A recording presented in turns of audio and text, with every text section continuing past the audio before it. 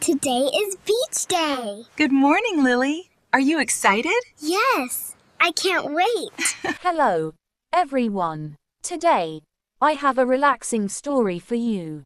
It is called Beach Day. Listen carefully. Repeat after me if you can. Let's begin. Don't forget your sunscreen. I have it. Great. Let's go. We're finally going. I hope we brought the sunscreen this time. Of course we did. Now come on, let's load up the car. We're almost there. I can see the ocean. I can see the ocean. It's gonna be a wonderful day. Wow. The beach is beautiful. Let's run to the sand. Look at our castle. It looks amazing. Let's add more shells. This pink shell is beautiful. I found a white one.